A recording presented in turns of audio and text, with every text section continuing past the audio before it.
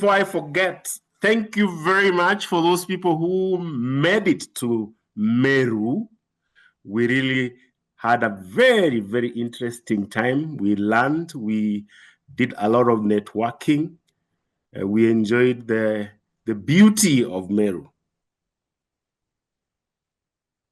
Next time when we say that we are on a road trip, don't miss.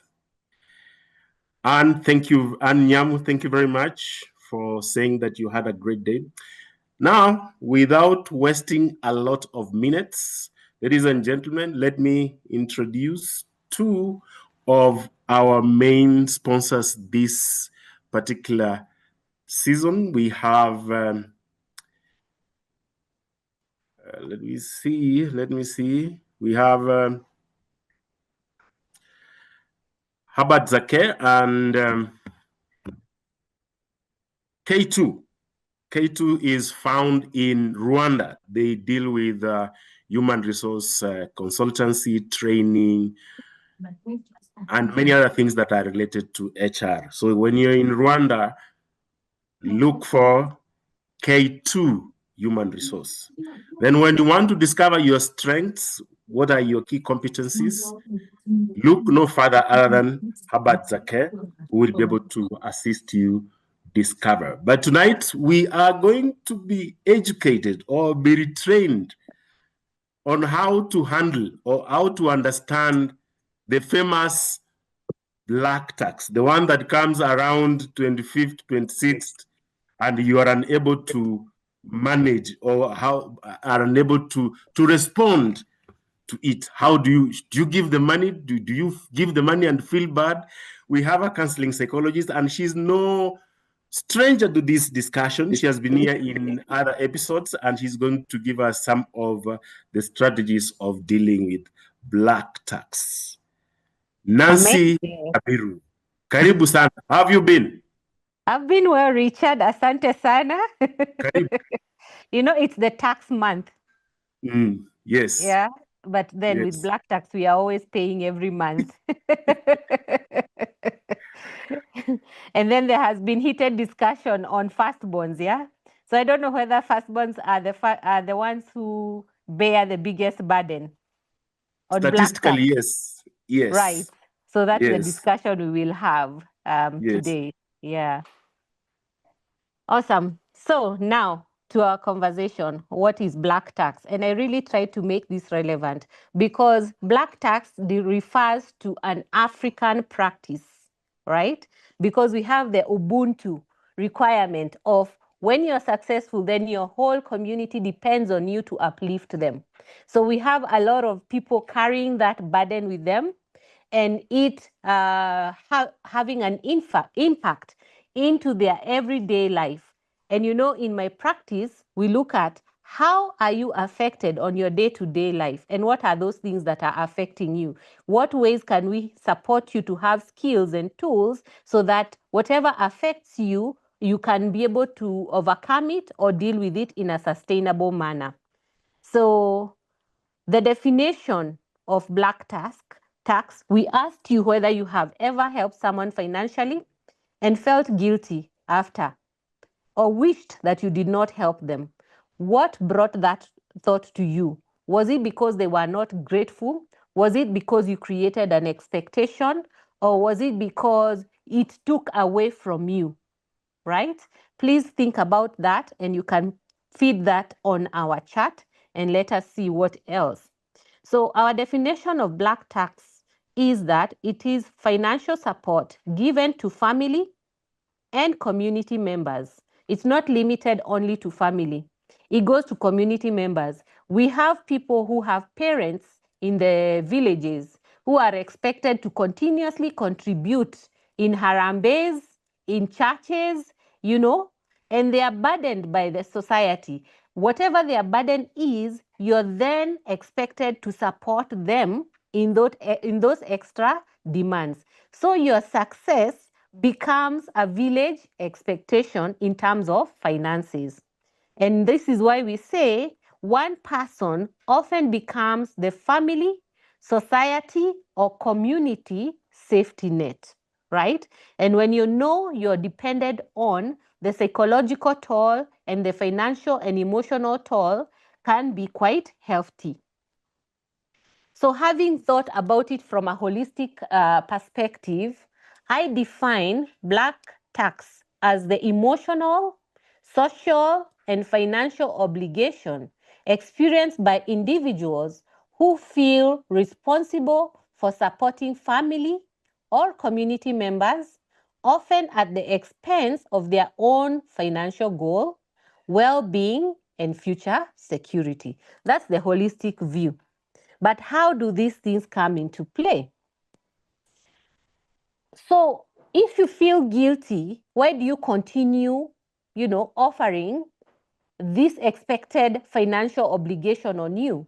You probably do this because you say you love the people you're taking care of, or you do it because you have gratitude.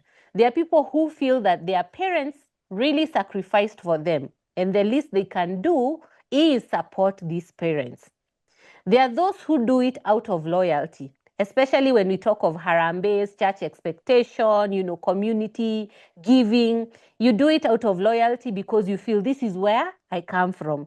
And now, as we prepare for 2027, we do know we have friends who want to get into politics or who are already in politics, and they'll be coming asking for our financial support. And most of the time, those who will be giving, they are giving out of loyalty. There are times when you're obligated because there is an ongoing ailment, maybe. There is an ongoing constant need within the family, so you feel obligated. Or you continue to give because your identity is tied on that giving. So when you give, you feel a sense of belonging, a sense of love, right? So those are the reasons why people continuously are stuck on black tax. Now, when you think about black tax, there is an emotional toll. Besides a financial toll, there is an emotional toll. And that emotional toll looks like survivor's guilt, having to carry guilt because you succeeded. So you feel guilty that your family or your dependents are not at the point where you would want them to be. The other reason or emotional toll would be going through anxiety. Every time we arrive around it, 20, 15, 10, 5, whichever it is, there is a constant demand. There is a constant requirement. And the more you continue being successful, the more the basket of need continues increasing. And when you're going through anxiety, there will be what we call burnout. Burnout because you're unable to take a break. Your mind keeps running on the needs that you have to meet. Your emotions are exhausted, maybe because there's no replenishment, there's no acknowledgement, there's no appreciation. Then another emotional toll will be where you have difficulty enjoying success. And how would this difficulty look like? You feeling guilty or unable to even upgrade, maybe buy yourself a better car, maybe take yourself on holiday, maybe pay for a skill that you require because the financial expectation you feel the burden towards supersedes what you want to do. So you are unable to enjoy success. Or if you happen to say go on holiday, you have a big burden of justifying, or even maybe that time you block or everyone from your WhatsApp, so they don't see your status or your socials. So that is the difficulty in enjoying, rather than feeling that I've succeeded, I should be able to be free and I should be able to invest, I should be able to breathe. You have difficulty enjoying that success. So black tax is definitely a toll. And it's a toll that brings on family conflicts. Whether this family is the people you work with and you call them family, whether it is a family of choice, your nuclear family or your extended family, black tax does bring conflict. And it brings conflict because there are those who feel more entitled than others towards your health. So they feel like I should get this first. Or if you give somebody that was not in your initial list, then there is, aggression that comes from family members. So this creates conflict within families. Need to say, there is a generational burden that comes as a result of black tax. If you're successful and you continuously give and give, you do not invest in yourself. I want to give an analogy here. Imagine yourself as a tree that produces fruits, that has beautiful leaves and branches, that is grounded on a very nutritious area, which has good vegetation. You are this successful person. You notice the most beautiful thing. So you are noticed because you're that tree. Now, the burden or the requirements from family members and from the extended society is breaking. Imagine that tree. Every time somebody requires something from you, they come and break your branch. If one side of the tree branches are broken, the tree will not produce seeds, it will not produce fruits. So it cannot assure of continuity, right? Imagine again, when family members continue requiring from you, it is them coming to dig away the soil you have, right? So you have no nutrients. What will happen eventually? Your offspring or your offsprings or your family of choice will end up suffering because they do not have any more produce coming from you. Even you as a person don't see any continuity financially, emotionally, or psychologically because of this burden that you have, right? Let's move on. So when we think of that, and we cannot run away from obligation because one, we are raised in a certain way. What do? We all need to think of a healthy way or view to support individuals within a family, right? Why do we talk about this healthy view? Because we want to make supporting sustainable, and we want to give dignity to those who depend on us. So we do not want to continue enabling, we want to empower.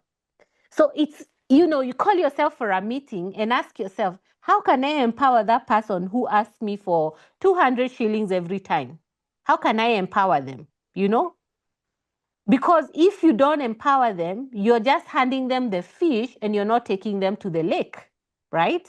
So we support because we want to preserve dignity, because we want to promote independence, because we want to remain sustainable. You want to be that tree whose branches are not broken, because you want to protect your well-being and you want to protect their well-being. You want to build family resilience, right? Resilience in that when people are productive within a family, they contribute more. So in this case, this contributing more is pulling resources together, just like the way insurance works.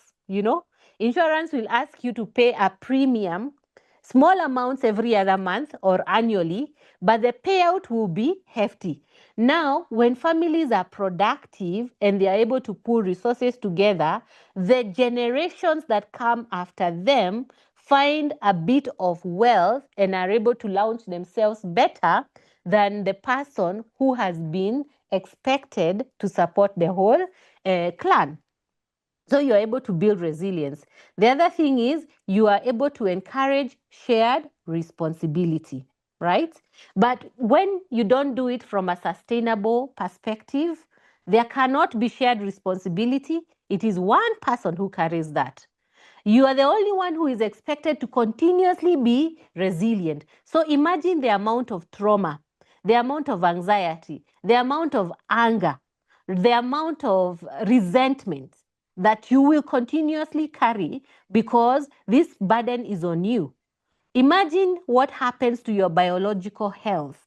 Your well-being is not protected because the way your mind perceives your environment, it interprets its own environment, right? So you create in a way, it's like repeating toxicity because of the anxiety, because of the worry that comes due to this responsibility. You're unable to remain sustainable and you're unable to be independent. And this is where you will find where people are in relationships, there will be always conflict on where does the responsibility end on these expected demands from your family, from your society, or from your community, and when do you start focusing on us, or when do we start focusing on projects that we can start work on? And on this point, I'd like to mention, when this is not well handled, you find that partners live a secretive life because one partner does not feel safe with the way money is managed by the other partner. So they then start investing privately, hoping to have a better future without you, because with you, it sort of will get depleted. And that is not a healthy place to be. And then when we look at dignity, even yourself, your own dignity, there are people who don't go back to their homes years and years because they feel when I go, what I'll be asked to do, what will be expected of me, I would rather not because it's stressful. I'd rather support from far, Now, having looked at all that, there are still people who feel caught up because black tax is an emotional currency. They carry or they look at those transactions as having some emotional meaning. And to them, they are spreading love, they are showing care. But it's not always interpreted the same way from those who are receiving it. So, this is the point I want to invite you, and I'll ask Richard to please read some of the comments that come from these questions. Who in your life do you feel financially responsible for? Like, let's just be open. Are you responsible for your mother? Are you responsible for your father? Are you responsible for your grandmother? Are you responsible for your children? Are you responsible for the children that are orphaned, maybe from a relative?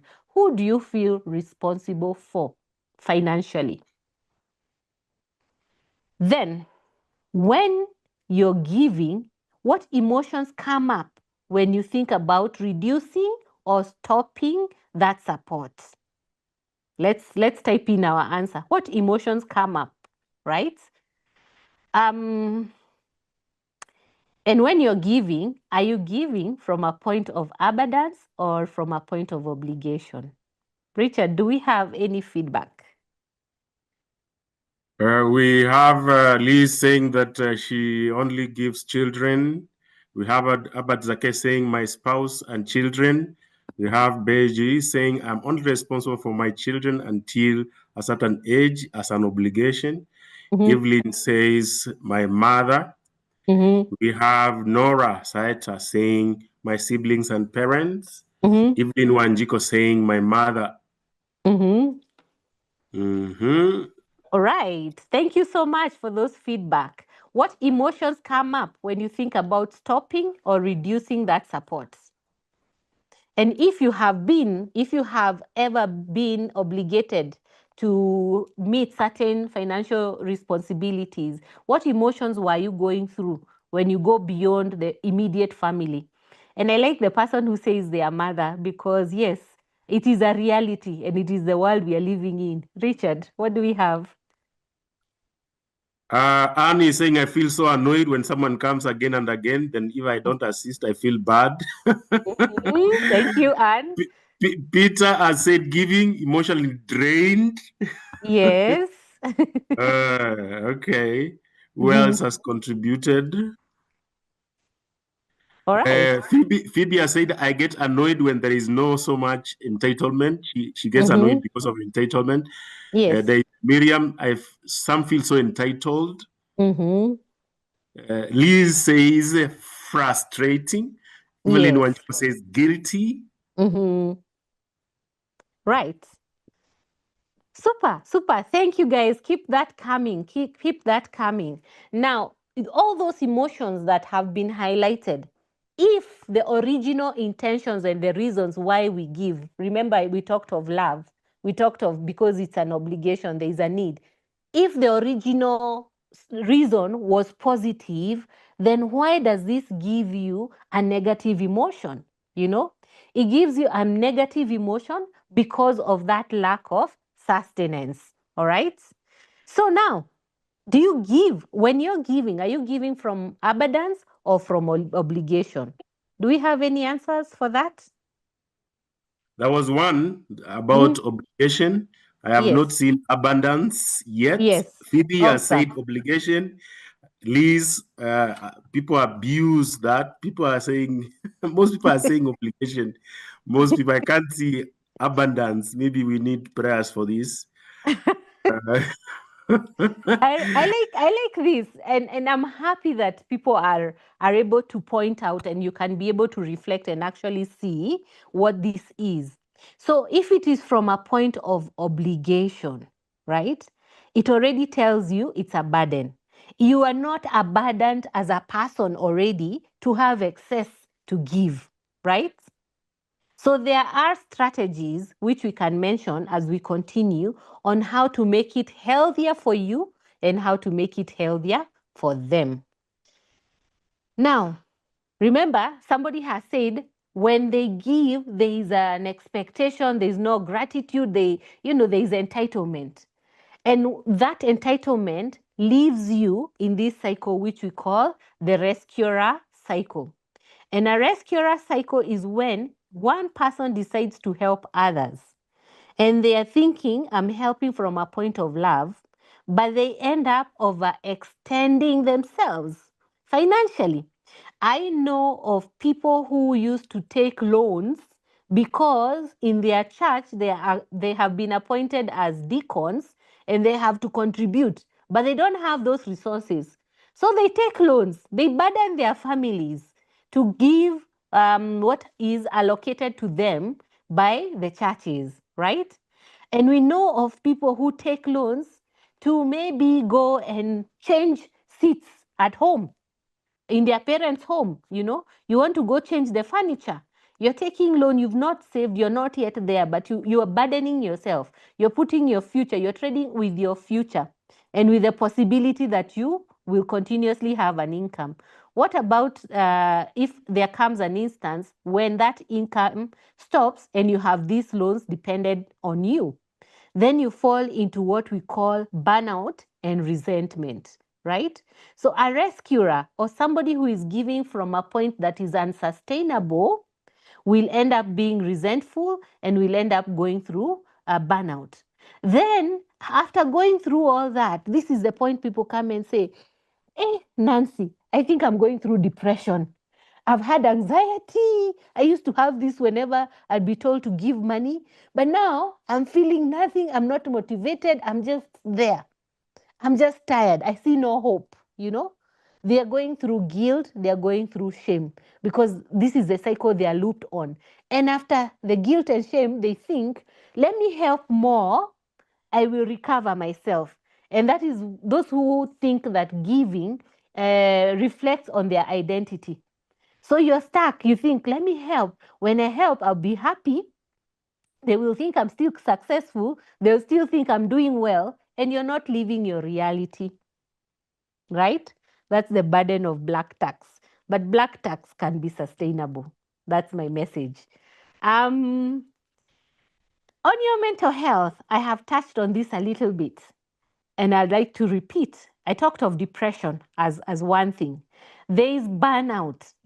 Burnout is feeling like you have no energy, you have no hope, you cannot think, you're not able to think outside the box.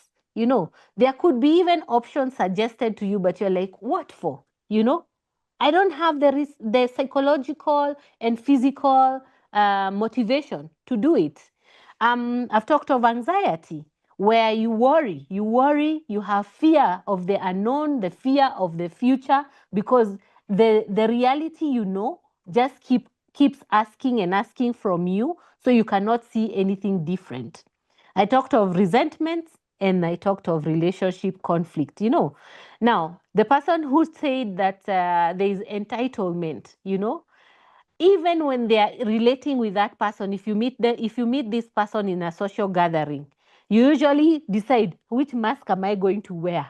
Because I don't want to show this person how I actually feel, Now that's a burden. Right. So now, after looking at all that information, how do we support ourselves, And is it possible to set boundaries? And what will these boundaries communicate? And how will these boundaries help you? Let's start with the definition. I like to bring it home better rather than just giving the textbook definition of a boundary. For our topic, a boundary is where your responsibility as a person ends and the other person's responsibility begins. Let that sink in. The kind of boundary I'm talking about is where your responsibility ends and their responsibilities begin. Just like that fence is, if my compound or my house was on the other side of the fence, my responsibility in taking care of that compound is where that fence begins. And maybe the county government has now the responsibility outside my fence, Think of it even with your tasks at work. Think of it even within your homestead. Where does your responsibility end? And where does the other person's responsibility begin?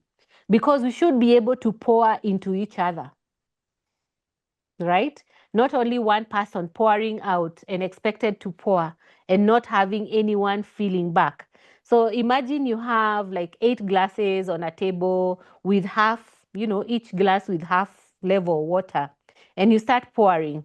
And we want to ensure by the end of that cycle, every glass has half the same amount when you began, right?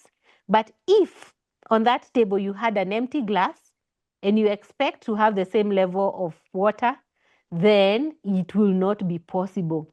The empty glass would have taken away from, right? So we want to be able to bring glasses on the table that have almost the same amount of water. And this is where now you teach sustainability in your giving. Let's continue and see. So boundaries are a framework that allow love, they allow support, and they allow generosity to remain healthy and sustainable over time, right? You can see that person with the golden fish and a fishing rod. If they catch their first golden fish, should they keep it for themselves or should they give it away? Please give us your answer as I read what this other boundary is. So another definition of boundary is where your responsibility for the other person's end. That was my beginning definition. And where their responsibility begins for themselves. If you fish gold and you go tell somebody, I was able to get a goldfish somewhere, if you find someone who says, oh, could you take me there? I'd also like to catch some. That's a person you take on with you, right? But if you have the mind of, no, I don't want to show them where the goldfish is, you want to keep the goldfish to yourself, then they will keep eating what you go to fish. I hope that makes sense, right? So it's for you to decide, what kind of system am I going to put in place? Am I going now to own the pond or the lake where they are coming to fish so that I can tax them on what they get, so that I continue building on me as they are also having because they didn't have anyway, right? Or am I going to tell them, come along with me, and when we fetch, say, 100 fish, I'm going to give you 5 so you can keep 95. It's up to you to decide what system works best for you that creates sustainability. So it does not deplete you, and it does not deplete the source, and it does not take advantage of that person, right? Why are we saying it's important to have boundaries? Because when you don't have boundaries, you will be impacted financially, where you will have debts, You will have delayed goals. You will have reduced wealth creation. Okay? We are in mid-year, June. And most of the time, a lot of people will start the year with goals. So there will be physical goals, there will be financial goals, there will be spiritual goals, there will be, social goals, skills goals, empowerment goals, whatever it is, right? If you were to take stock of what you wanted to achieve this year, right? Or if you were to take stock of the last 3 years where you would have wanted to be, would you say that you have actually attained that? Or would you say that you face some challenges? And if you face some challenges, is the delay because of the financial impact? So it affects your emotions, it affects your motivation, it affects your focus. So your direction gets deviated, right? Most of the time our goals are about, making ourselves whole. And as you become whole, you require more resources. You want to build wealth. So when you don't have boundaries, you will have these challenges. Now, there are people who think that boundaries are negative, or there are people who have had experiences where you've set up a boundary and it has been fought back. They found ways to manipulate you and move you from what objective you had. So I'd like to say, or to define boundaries as, they do not show selfishness. They are not disrespectful. Boundaries are not punishment. And boundaries are not projection. They are not lack of love. They are not abandonment. Healthy boundaries protect relationships. And these relationships is in plural, yours included, you as a person in that relationship. When you talk of relationship, it's not other people out there. We are looking at you as a person as well, So, how can you set up boundaries that are not selfish, that are not disrespectful? Because there's always that guilt of, if I don't do this, then I'm a bad person. They are going to say that I'm not successful, that I've started, struggling, So you feel like you will not be showing love because you have boundaries. Now, boundaries can be rigid, they can be flexible, and they can be porous. I'd like to explain that. Rigid boundaries are hard stands that someone can put. Like that tree whose branches are broken, it can have hard stands of, I no longer will produce fruits. Because whenever I produced fruits, that's when they come to me. So a hard stand to you would look like, I need to first build my savings to a certain level, or I need to first be able to get to a certain level of income, in order to take this. Or it can be, I'm going to rework my budget and have a fixed amount that is allocated to black tax. And if that amount gets depleted on date 2 or date 5, anyone who comes after that has to wait for the next cycle. That's a hard stand.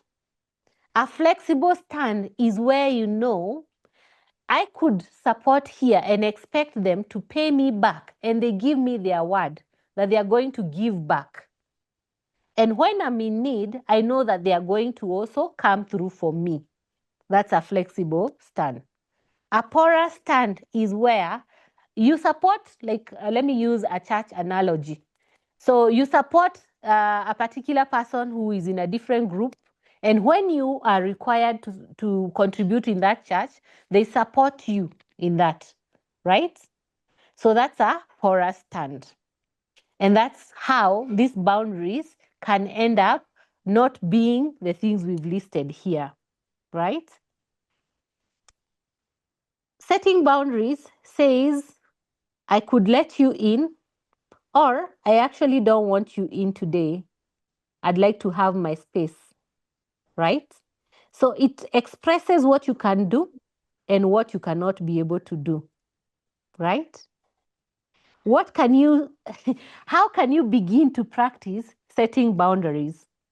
I'd like you to reflect on that, you know, because if you shared or you thought about a way that you can start setting boundaries, then we can be able to categorize it on whether it's a flexible, a rigid, or a porous boundary.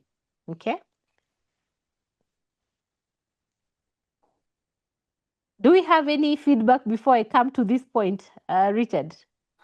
We have feedback from Faith, Dr. Faith, who says a boundary is a way of ensuring that support remains sustainable. You cannot carry everybody's financial future at the expense of your own. And Correct. we have Jackie Ajang, who says, very helpful discussion. I'm healing. What? You should be able to give your number, Nancy. I'm happy to hear. Right. Mm-hmm. Awesome. Yeah. Awesome. Mm. Great. Thank you to the doctor who has given us that definition of boundaries. And it is very true. You know, there is a limit as to how much someone can be able to carry, not should carry, can be able to carry. And when you realize what your ability is, when you self-audit what your ability is, then you create systems that support you to be productive, right? And that can also meet all these other needs and their self-needs. System, you know, when you establish a system, you're able to pick out where losses could be coming in, where an appreciation could be coming in, where entitlement could be coming in, right? So sustainability, we have seen organizations like the ones which used to fund rural development. They would come and say, maybe a group of women, they are in need, maybe they don't have food, but they need to be taught a skill. Then they can use that skill to create a trade. And with the trade, they can be able to feed themselves and to support their families, right? So it's important to audit also the people you're supporting. What skills do they need, or what skills are they lacking, so that you can support them to get that skill for a period of time. So healthy support is saying, I'm going to be able to do this for a period of time. Cap it at that, so that it's not just open to whenever or wherever, right? Super. Now, and I'm happy with the person who is healing. Thank you so much for that feedback. So families can shift from being dependent to empowerment. Okay? Empowerment, an empowered person is an enabled person, is someone who is able to see, they are motivated, they are able to create, right? So we need to move the dependence of the family to empowerment. There is usually a very interesting, what do you call this? Post that goes around December where they say, people who go to the rural village, you know, you go to Kisii or Bungoma, you know, or Meru where you guys were, you come back with your car loaded with ndomas, maize and everything. But when you went, the car was empty.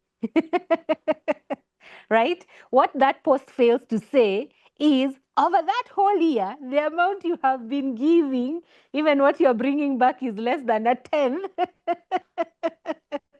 You know? So think of yourself as that car that is loaded. When you're needed to give, you're always like that car that is loaded, but when you're coming back, you're a shell.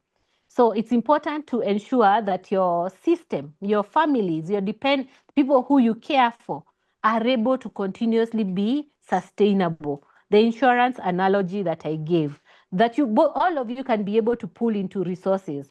For example, if you're told to contribute 1,000 as a family, you know, sometimes a family is not just you. You have siblings, you probably have cousins, you know, let's not be shy to ask for some of these things that can be done communally just the same way you have been expected to give to a community. So, a sustainable support model is moving from rescue to empowerment. Now, the questions you need to ask is, when you're giving, are you giving in a sustainable way? Remember, I told you about the fisherman who goes to fish. If he continues to give the fish, is he being sustainable to his own energy, mental strength? He's not. Does this preserve your dignity? Does your giving preserve your dignity? Does it preserve that person's dignity? If something was to happen to you today, and you're the one who is the safety net of the family, what would happen to that family? A lot of times we have, the African mentality where the man is the provider, he's the one who works. The day he goes retirement and he never taught his family to be sustainable, what happens? The whole family goes into shock. Imagine that firstborn daughter or that firstborn son who takes care of the entire family. The minute they get sick and they cannot continue working, what happens to the family? So it's good to ask yourself what you're doing. Is it sustainable? Is it preserving dignity? Maybe while you can be productive, in your productive years, the giving elevates the family to a certain level, right?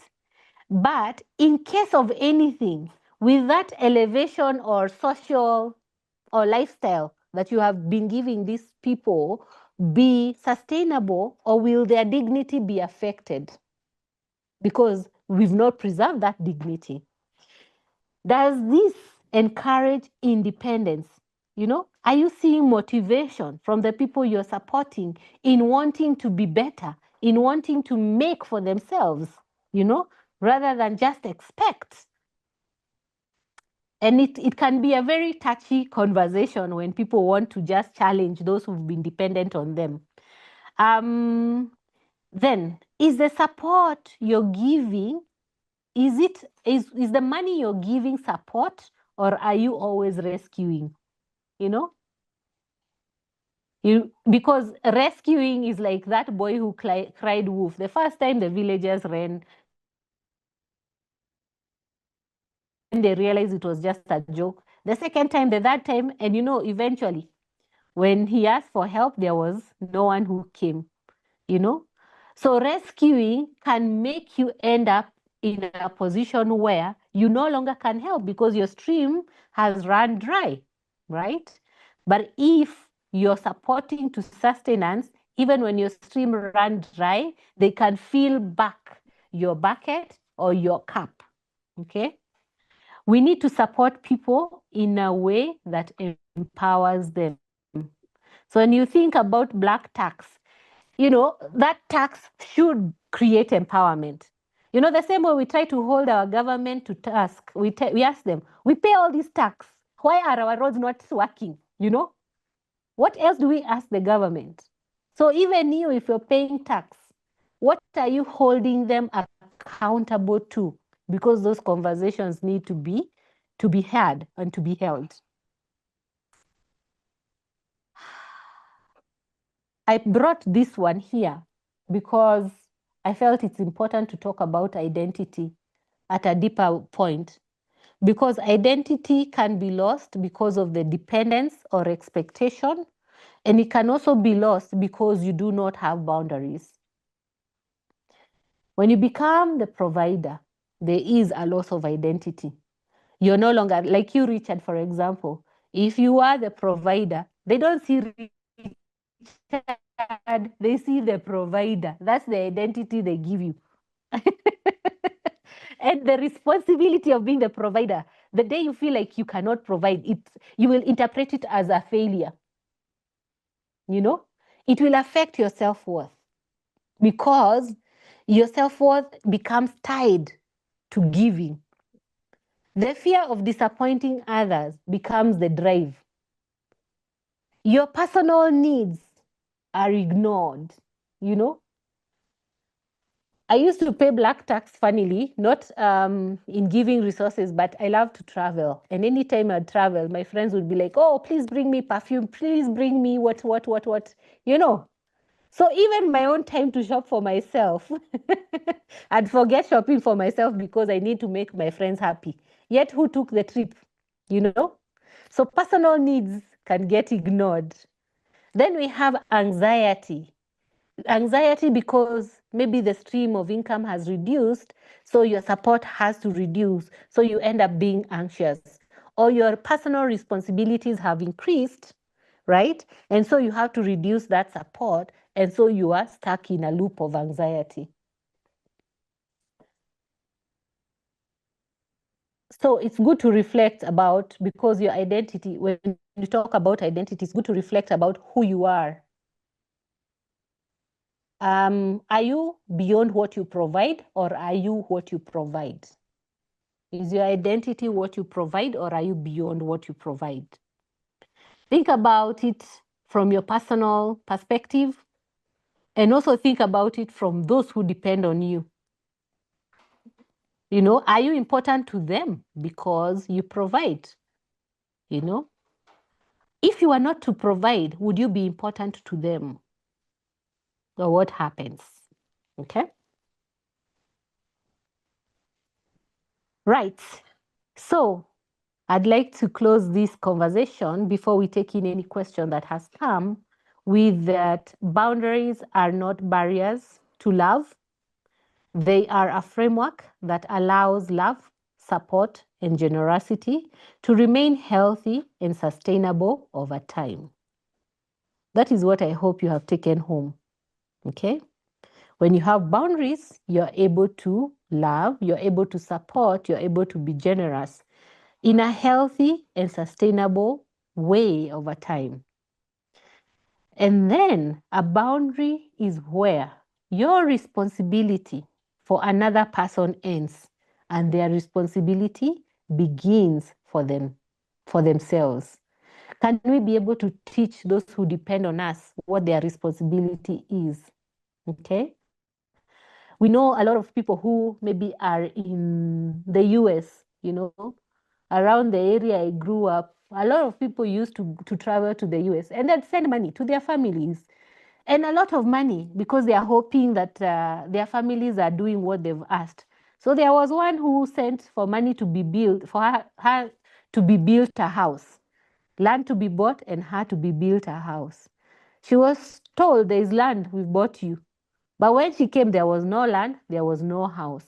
Yet that person had toiled over 15 years. Imagine the load of that black tax and the amount of sacrifice that person had to go through. Self-sacrificing, hoping that if I continue to send this money home, I give them support, and beyond the support, I've given them responsibility. But are they responsible enough? They were not empowered, you know. That family was not empowered to be able to handle resources, you know. Awesome. Richard, what's the Thank you very much. engagement? Thank you very much. Thank you very much. Let us appreciate Nancy for those very wonderful points she has given unto us. There is just when you saying she fears being cast, or generally sometimes we give so that we avoid being cast. To cast as hold water. Then there is Miriam, your pal. Unfortunately, when you need them to help you back or help your child, they will not give you back. They forget you helped them. There's something I want you to comment about. Those two things. Comment on those two things. And then there is Eda Kangede. She has spoken about that Messiah complex. You know, there is that problem of having Messiah complex. That from Messiah complex, then you go to CASES and helping in order so that you can also get help when you need. All right, super. And I like that, the ability to be able to tell Messiah complex. And that is where I was talking about the compassion for the rescuer cycle. Now, the Messiah complex is when somebody thinks that they can be able to save the whole world, just like the way Jesus, died for our sins. And so our sins are forgiven and we were saved. So that's the complex people carry with them. So they think the more I continue to give, the more I will save people. The thing that lacks on that is the personal responsibility to sustain yourself with what you have been given. You know, as with the Messiah complex, you have been given salvation, but you are expected to sustain that salvation by not doing or breaking the commandments. So, how can you then create a system that they know if I go beyond this, I'm actually creating offense or I'm not being within what is expected of me? You know? That's how I'd like to bring that Messiah complex into this conversation. And also, maybe for somebody who has that, they need to reflect on themselves. They need to look at what are you trading you're saving the entire community or family with in terms of yourself, right? Do you need to build more skills? Maybe you don't need to keep sending everything home. Maybe you need to pay as your school so that you have more skills so you can be better marketable. And when you're better marketable, you have more within your basket to support that family, as opposed to making them think that now their problems have been solved because you got this job immediately. And those who make it fast in families end up carrying this burden. Okay. Then fear of being cast.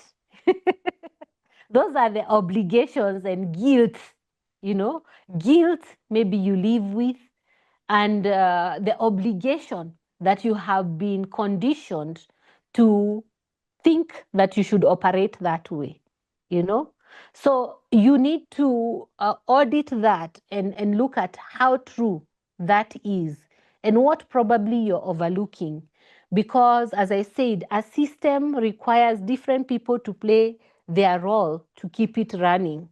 So do you just think that the entire responsibility is on you? Or can you be able to start bringing other people into it so that you don't overextend yourself? Helping is okay. We have to help from a point of love, from a point of abundance, and from a point of sustainability. If you're not able to do that, then you will end up still in this same cycle, the rescuer cycle. Then somebody said lack of dependency, like they are not able to come through for you when you need them to come through for you, right? And this is where identity now comes in. Because if when you are helping, you didn't teach them or they didn't learn sustainability or that their contribution actually matters, or that if they do something, you can acknowledge it, then they will never feel like I need to exert myself.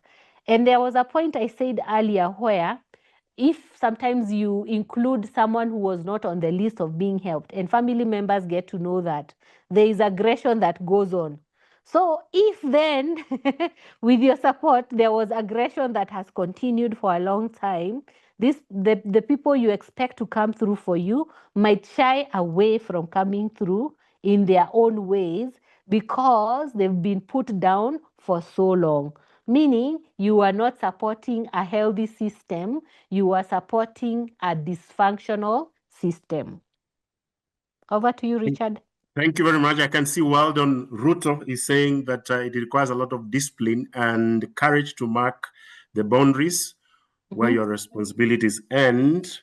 Probably you can tell us, where do we get this courage from? And I can see somebody is asking, what are some of the polite words of saying no?